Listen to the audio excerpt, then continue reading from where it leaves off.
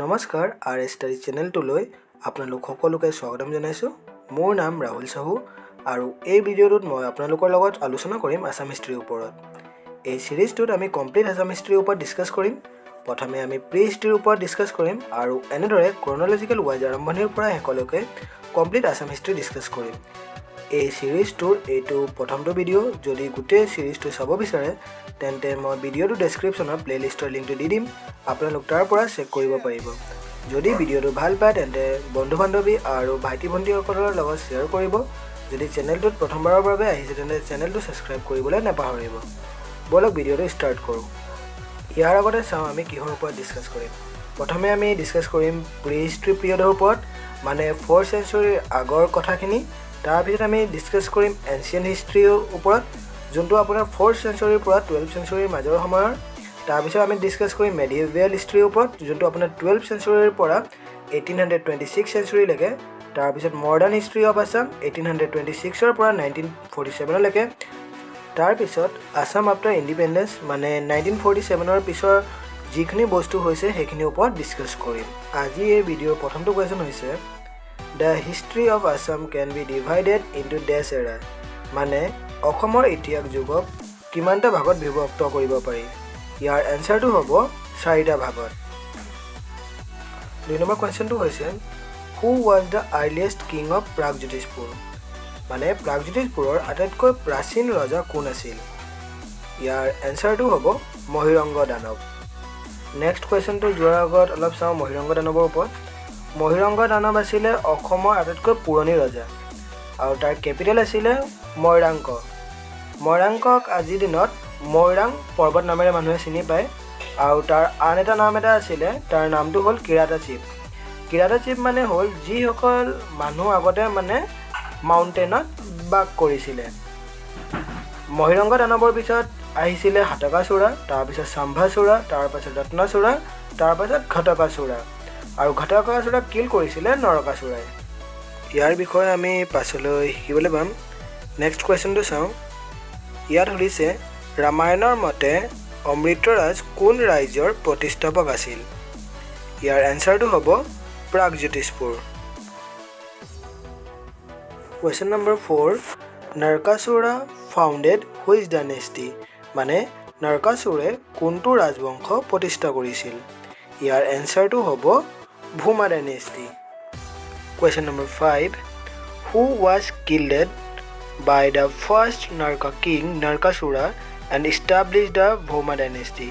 ইয়াৰ মানে নৰকাসুৰে কাক হত্যা কৰিছিল আৰু ভৌমা বংশৰ প্ৰতিষ্ঠা কৰিছিল। ইয়াৰ এনচাৰটো হ'ব ঘটকাসুৰা।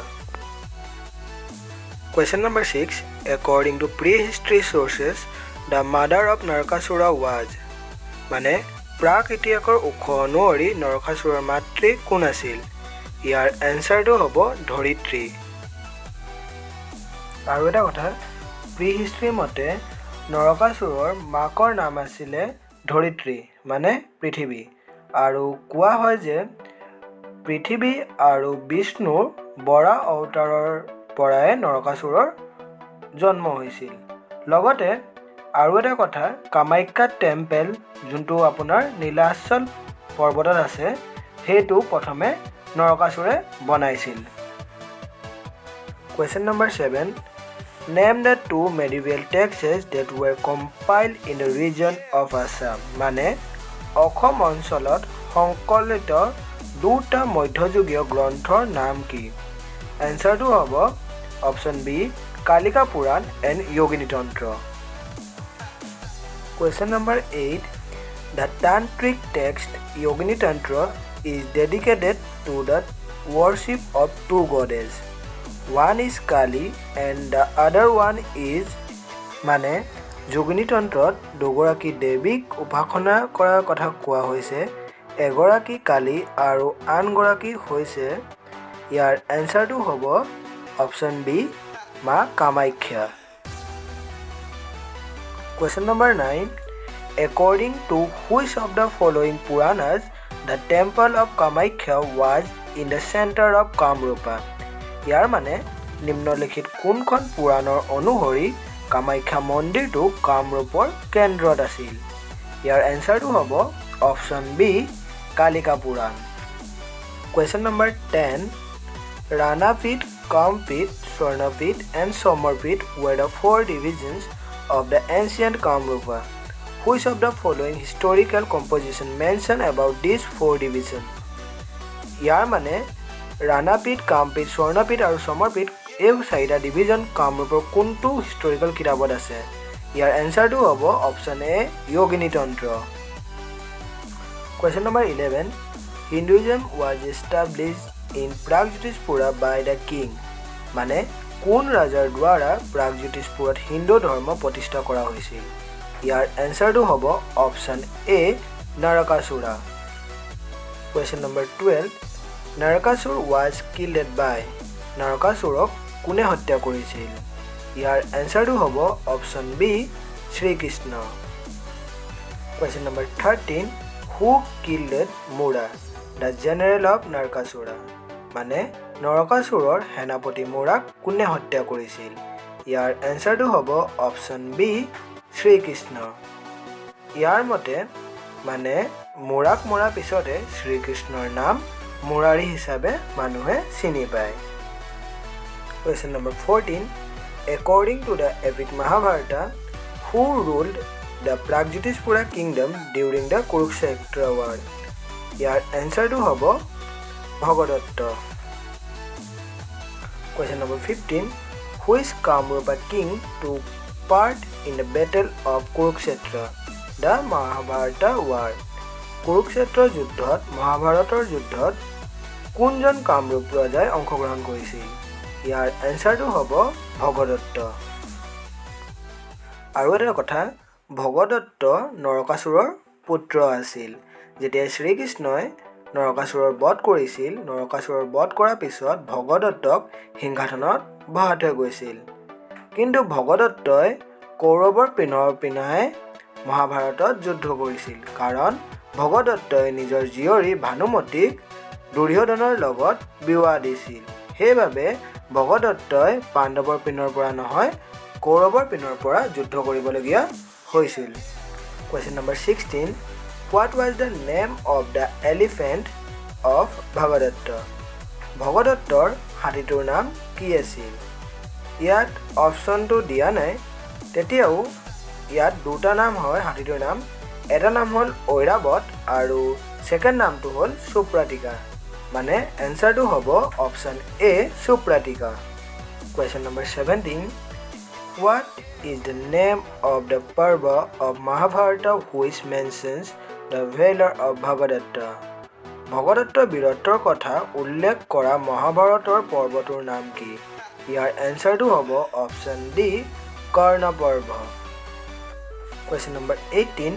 Bhanumati, the daughter of Bhagadatta, was married to. মানে ভগদত্তৰ জীয়ৰী ভানুমতী কালৈ বিয়া হৈছিল? ইয়াৰ এনসাৰটো হ'ব option C Duryodhan. Question number 19. The দীঘলী পুখুৰী in Guwahati is associated with. গুৱাহাটীত থকা দীঘলী পুখুৰীৰ সৈতে কাৰ সম্পৰ্ক আছে? ইয়াৰ এনসাৰটো হ'ব option C Bhagadatta. Question number 20. In ancient time, who was the king of Vidarbha? প্ৰাচীন কালত বিদৰ্ভৰ ৰজা কোন আছিল? ইয়াৰ এনসাৰ হ'ব ভীষ্মকা।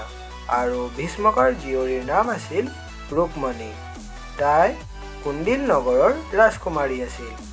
কুণ্ডিল নগৰক আমি এতিয়া শদিয়া হিচাপে চিনি পাওঁ।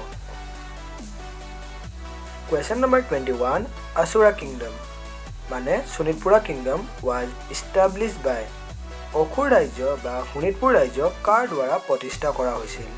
ইয়াৰ এনসাৰ হ'ব অপশ্যন ডি মাৰিকজী।